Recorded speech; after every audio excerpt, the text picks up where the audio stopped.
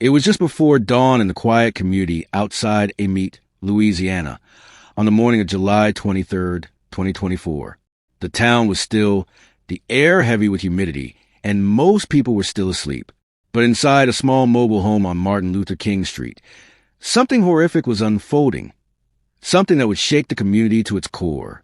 At exactly 4:52 a.m., a frantic 911 call rang through the Tangipahoa Parish Sheriff's Office. The voice on the other end, desperate and gasping, belonged to Chrissy Jenkins. She had been shot, she was in pain, and she was trying to hold on long enough for help to arrive. In those final moments, she did the bravest thing she could. She reached out for help. Her voice was faint, but her will to live echoed through the line. Deputies rushed to the scene, sirens piercing through the early morning silence. When they arrived at the home in the 600 block of MLK Street, what they found was devastating. Chrissy Jenkins, young and full of life, lay critically wounded. Nearby was her partner, Christopher Hegwood, already unresponsive. The mobile home, once a place of comfort and shared memories, had become a crime scene soaked in tragedy. Despite efforts, it was too late. Both Chrissy and Christopher were pronounced dead from gunshot wounds. Whatever violence had struck that morning had taken 2 lives within minutes, and left behind a flood of questions no one was prepared to answer. There were no signs of forced entry, no known suspects, and no immediate explanation, just heartbreak. Christopher's family would later describe him as a loving father of 3, a man with a generous heart and a quiet soul. His sister said he was willing and giving, someone who didn't deserve to be taken so cruelly. Chrissy, too, was known as kind and nurturing. Together, they had shared a life that, while simple, was filled with love, hope, and everyday joys. That life had been stolen in a flash. The local community, still groggy from sleep, woke up to police tape, flashing lights, and the buzz of grief spreading fast. Neighbors whispered in disbelief. How could something so violent happen so close to home and to such good people? The news rippled across the parish, leaving many afraid, stunned, and desperate for answers. As investigators combed through the scene, a haunting feeling lingered in the air. Whoever had done this was still out there. The randomness of the act, or perhaps its precision, sent a chilling message. Was this personal? Was it planned? The community, shaken, waited for answers that wouldn't come quickly. This wasn't just another headline.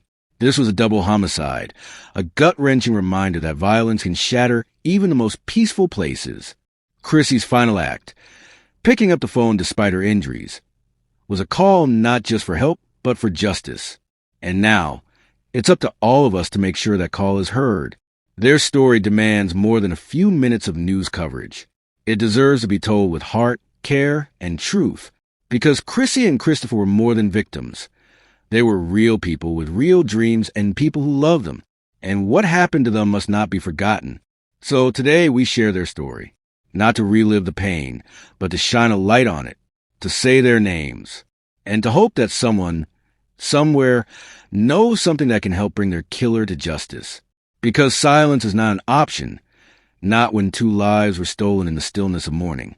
Before tragedy reached their doorstep, Chrissy Jenkins and Christopher Hegwood were simply living a life that many people could relate to, quiet, steady, and full of the kind of moments that don't make headlines but mean everything to those who live them. They shared a modest home in a mobile home community on Martin Luther King Street, just outside Amite, Louisiana, surrounded by open land, familiar neighbors, and the routines of small-town life. Christopher Hegwood, known affectionately as Chris to his loved ones, was a father of 3. His children were his pride, and though life hadn't always been easy, he worked hard to be a presence in their lives. Friends and family describe him as gentle, soft-spoken, and generous, someone who would give the shirt off his back if it helped someone else. He was willing and giving, his sister later shared in a tearful interview. I don't understand why somebody would do this to him. Chrissy Jenkins was equally cherished, a woman of strength and tenderness. Chrissy was known for her big heart and nurturing spirit. Though not as publicly profiled as Chris, those who knew her say she carried herself with quiet resilience. She brought warmth into any room, and her friends knew her as someone to count on in times of need. She and Christopher had built a life together, one shaped not by luxury but by love. The couple shared not only a home, but a partnership rooted in simplicity and support. They weren't social media stars or local celebrities. They were the kind of people you pass by at the grocery store, wave to at the mailbox, or chat with on a summer evening while sitting on the porch. Their love story, while not widely documented, was real and present, grounded in trust and everyday companionship. They lived in a neighborhood that felt safe, one of those places where people still knew each other by name, and where the loudest noise on most days was a passing train or kids playing outside. The small stretch of MLK Street where they lived had seen its share of challenges, but it was home, familiar, predictable, until that fateful morning changed everything. Behind their front door were memories like any other couple's: shared meals, laughter, arguments, quiet nights, and dreams of something more. Maybe they were planning something, maybe just getting by. We may never know all the private details of their lives, but what's clear is this: they were building something together, and it was stolen. Family members say Christopher had big hopes for his children and was trying to create a future that gave them more stability than he had known. Chrissy, always by his side, was part of that dream. They may not have had much, but they had each other. And in a world that can be so uncertain, that meant everything. Their deaths weren't just violent. They were incomprehensible. And that's what makes this case so deeply painful. These were not people engaged in dangerous activity. They weren't involved in criminal behavior or feuds. They were simply living, trying to make the best of what they had, like so many others. And yet, someone brought destruction into that quiet space. Now, the lives they led, their love, their routines, their humanity, risked being eclipsed by the brutality of their deaths. But we refuse to let that happen. Because to truly understand this case, we must first understand who Chrissy and Christopher were, what they meant to people who loved them, and how much had been lost in the blink of an eye. Their story deserves to be told with compassion, with depth, with dignity. Because before they were victims, they were people whose lives mattered and whose memory now calls out for justice. Chrissy and Christopher's relationship wasn't flashy. It was real. The kind of bond that forms when two people lean on each other through life's unpredictable turns. They didn't have the luxury of extravagant dates or luxury vacations, but what they did have was a home they built together, a rhythm of shared mornings and evenings, and a commitment that didn't require many words. A cry for help in a 911 call led deputies to a heartbreaking scene in Tangipahoa Parish. The woman in that call saying she'd been shot. Deputies found the woman and her boyfriend dead in their home in a meet. News 2's Destiny Beasley was there as family members arrived at the scene.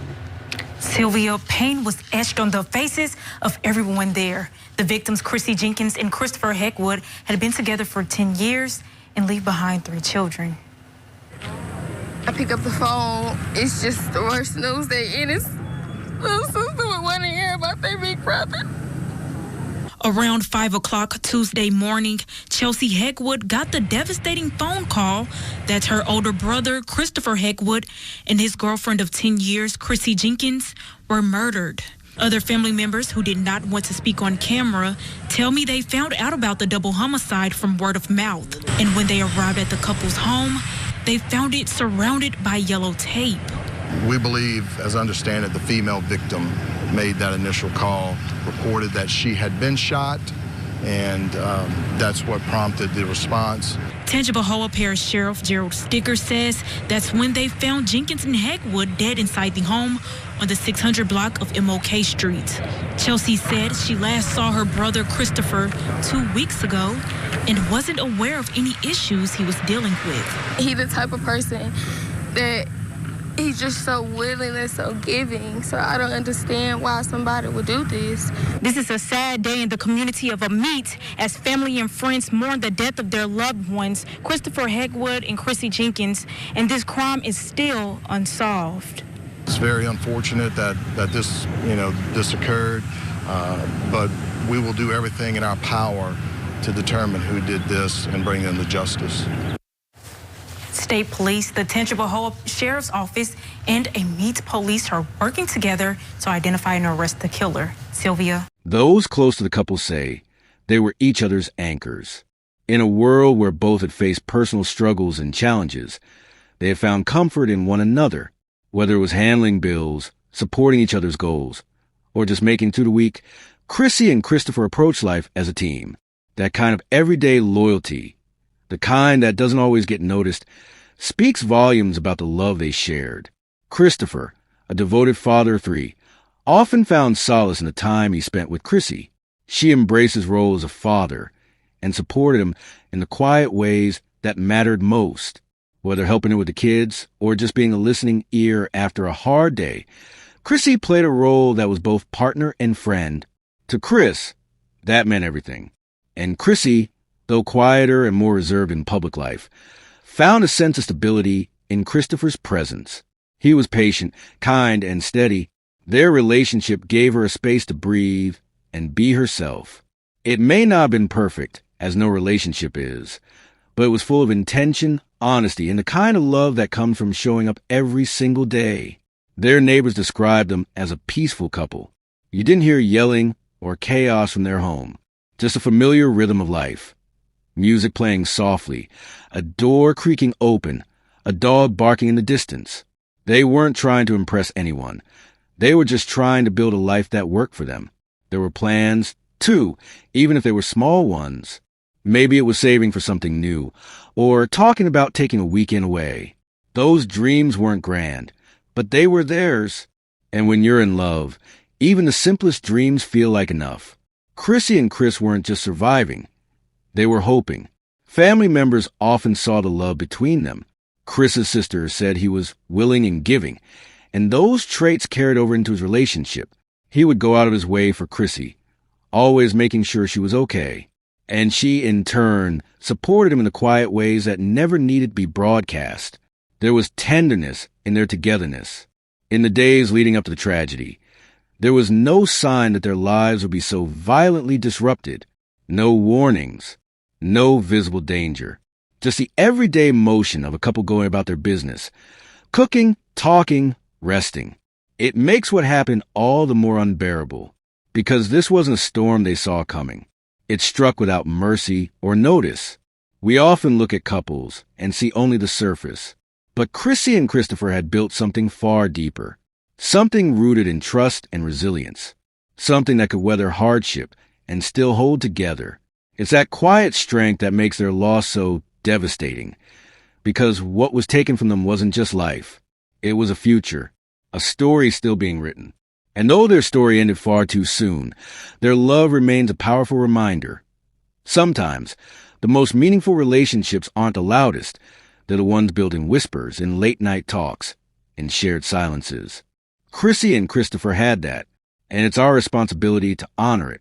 The early hours of that fateful Tuesday, July 23rd, 2024, and the world around Chrissy Jenkins and Christopher Hegwood was still quiet. In that dim light of dawn of their mobile home sat tucked away on Martin Luther King Street, just outside the small town of Amite, Louisiana. To outsiders, it was just another morning. But inside that home, something unspeakable had already begun. At 4:52 a.m., a desperate call came through the Tangipahoa Parish Sheriff's Office dispatch. The voice on the line was Chrissy's, wounded, scared, but still alive. She had been shot, and despite the pain and trauma, she did what she could in her final moments. She called for help. That call alone tells us everything we need to know about her courage and her will to survive. The deputies rushed to the scene. In rural communities like this, every second counts. They knew someone had been hurt, but what they found when they arrived would haunt them. Inside the home, they discovered both Chrissy and Christopher victims of multiple gunshot wounds. The scene was grim. The air was still. There were no signs of forced entry. No struggle that could be seen from the outside. Just two lives cut short in an act of intimate violence.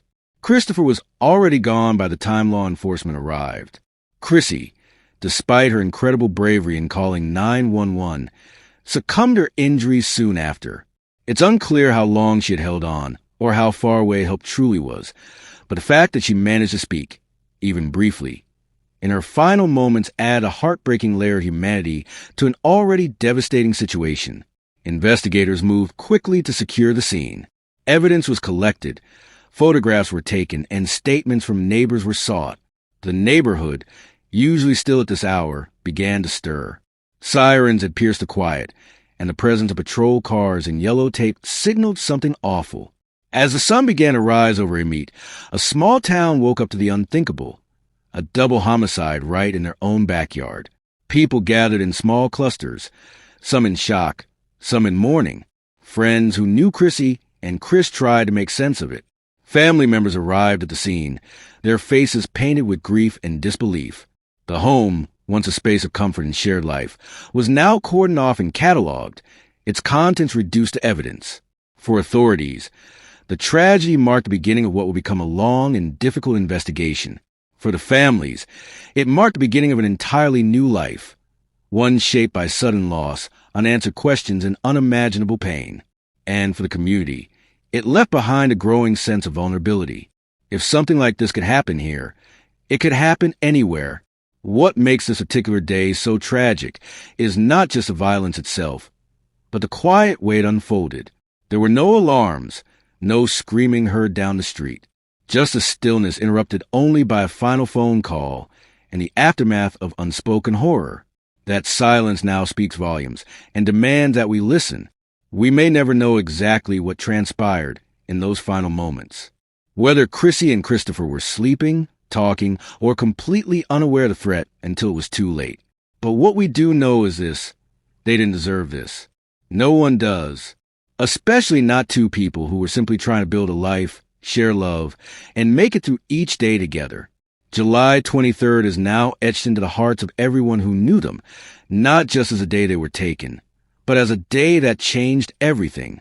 And as we continue to explore their story, we hold close to reality that behind the tragedy was a morning like any other, a day that should have begun with peace, but instead began with loss. In the hours that followed the discovery of Chrissy and Christopher's bodies, the Tangipahoa Parish Sheriff's Office knew they were not just handling a crime scene. They were confronting a devastating mystery that had already shaken the heart of their community. 2 lives had been taken in the stillness of mourning, and the weight of what had happened demanded answers. From the very beginning, investigators approached the case with urgency and care.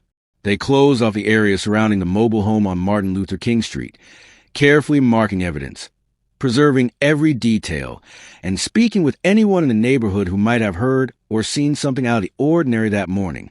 The crime scene was processed with precision, but also with a heavy knowledge that lives had been destroyed inside.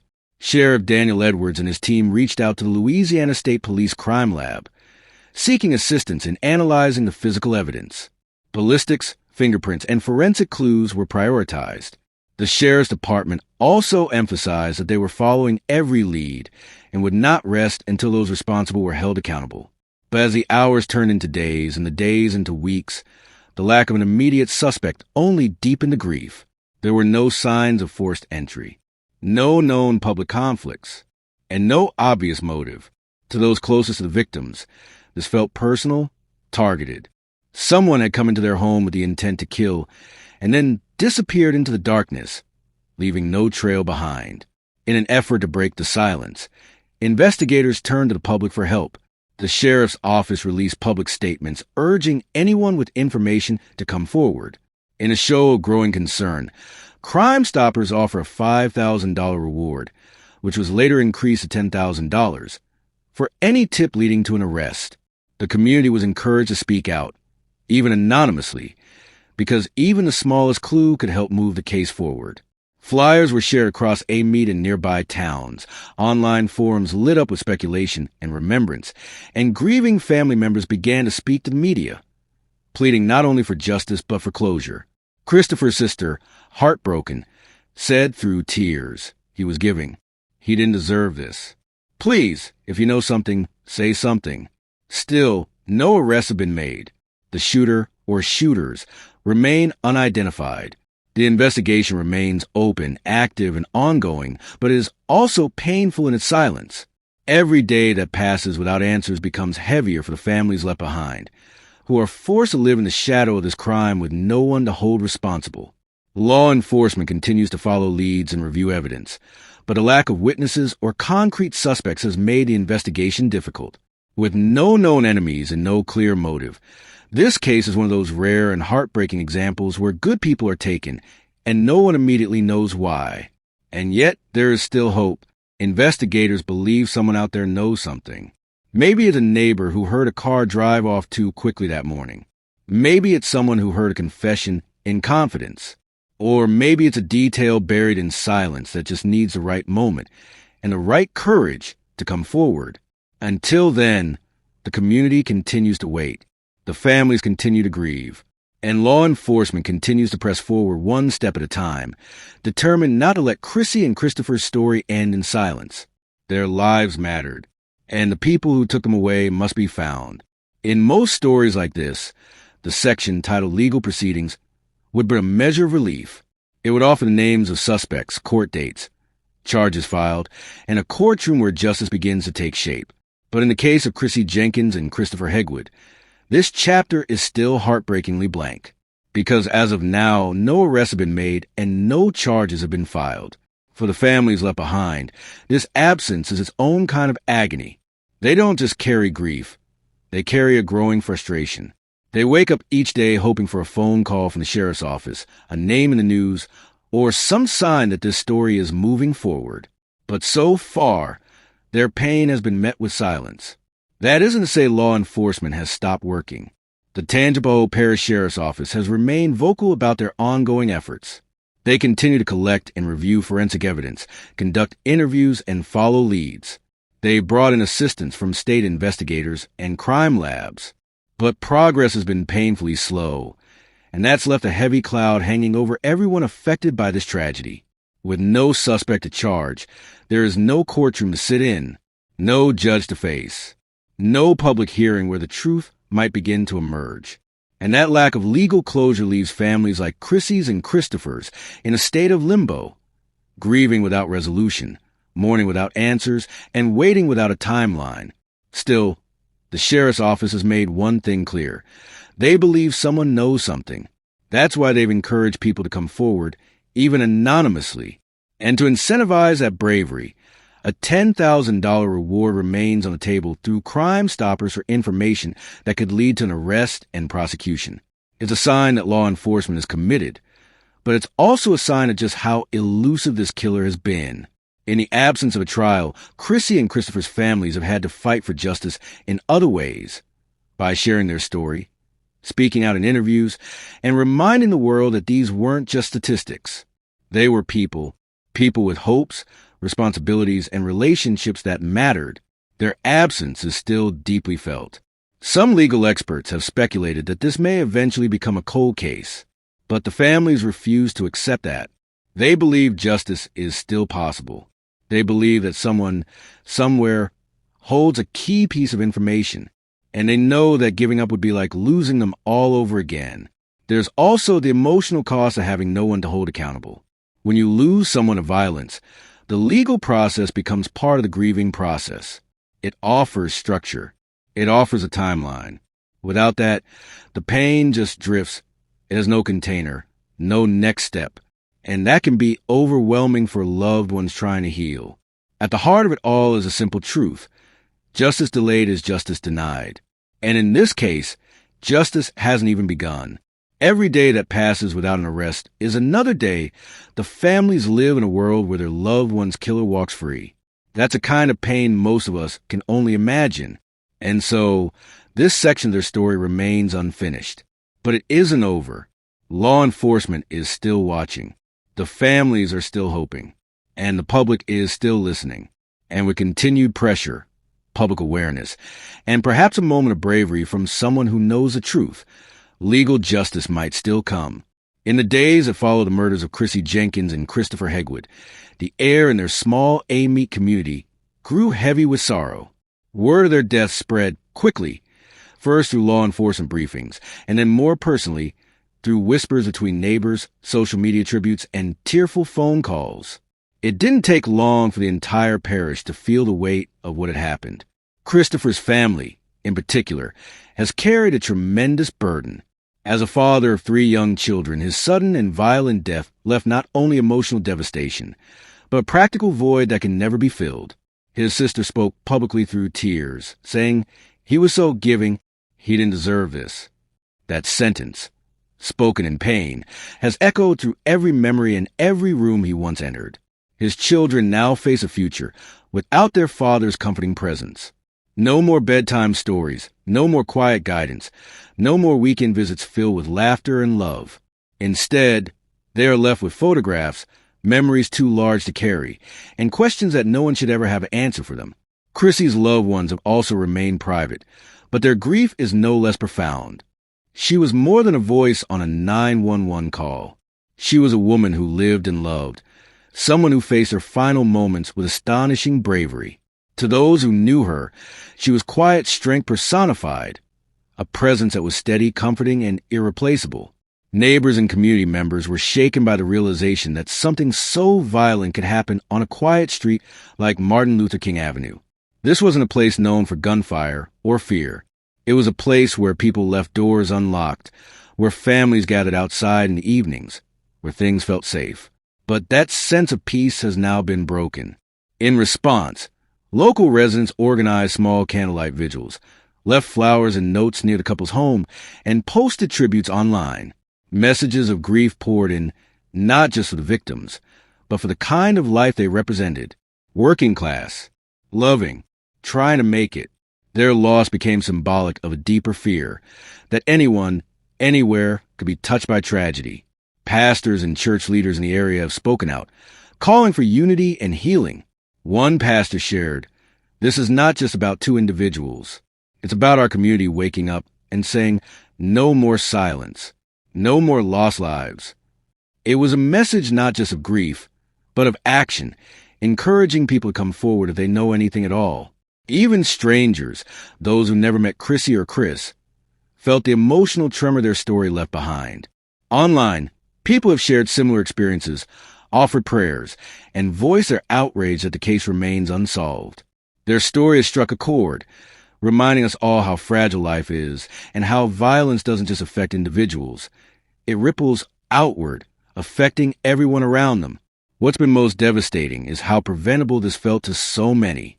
That two people living quietly, without known enemies or conflicts, could be taken so suddenly leaves a community grappling with more than grief. It leaves them grappling with fear. And yet, even in that fear, there is still love. There is still hope. There is still a collective determination not to let this case be forgotten. Because Chrissy and Christopher were more than just a headline. They were people. They were loved. And their lives mattered, not just to their families, but to an entire community that now feels a hole they left behind. Their legacy lives on in the memories shared, in the children who remember their father's laugh, and in the ongoing call for justice that will not be silenced. When intimate partner homicide happen, especially those involving quiet couples with little history of public conflict, communities are often left grappling with the why. While each case is unique, broader patterns often emerge. Patterns rooted in power, silence, and invisible wounds. One of those patterns, too often ignored, involves age disparities, emotional manipulation, and cycles of abuse that may not be immediately visible to outsiders. In many tragic cases, particularly those involving young women, relationships with older partners can sometimes include an uneven dynamic of control. While there's no confirmed evidence that Chrissy and Christopher's relationship mirrored this, it's important to consider how age gaps can play a role in decision-making power, financial dependence, or even social isolation. In rural communities especially, these dynamics may go unspoken, unchallenged, or misunderstood. But abuse isn't always physical. Sometimes it's emotional, psychological, financial. It's subtle, showing up as control over who someone sees, how they dress, or what they say. And tragically, victims often feel trapped in these cycles, not because they don't see the signs, but because they love deeply and hope things will change, or they fear what will happen if they try to leave.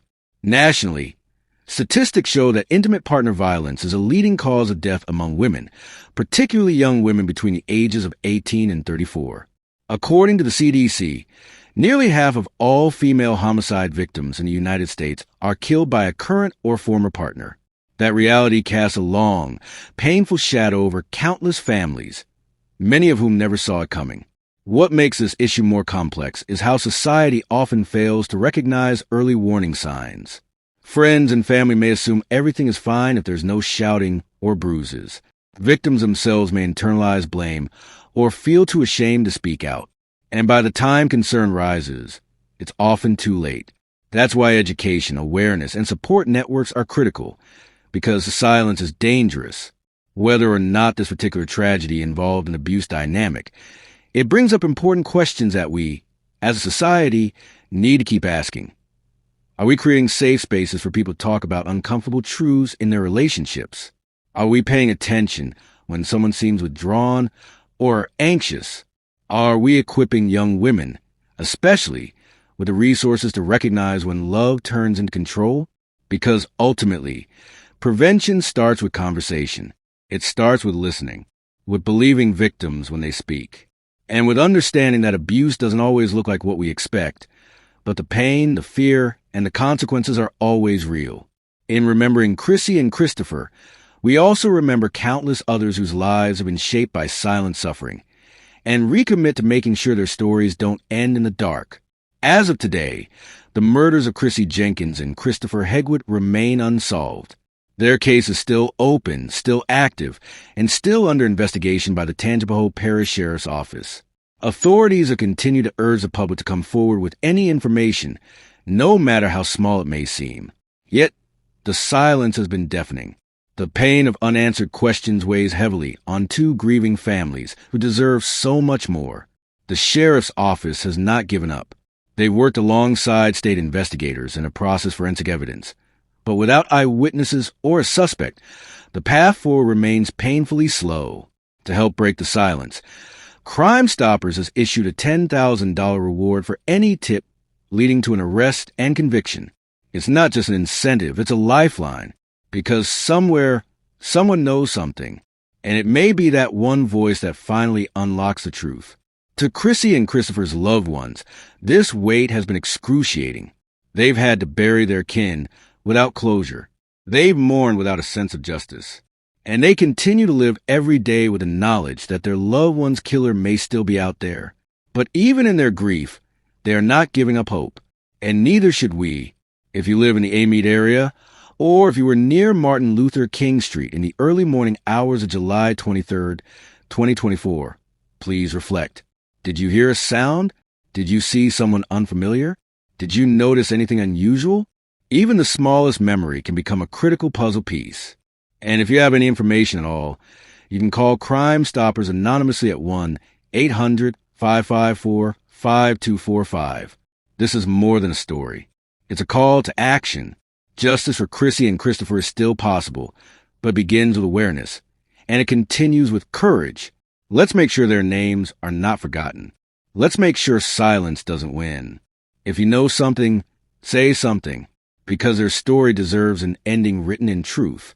As we close this episode, we want to take a moment, not just to reflect on the heartbreaking story we've shared, but to remember Chrissy Jenkins and Christopher Hegwood for who they were, two souls who loved, lived, and hoped for a future that was unfairly stolen from them.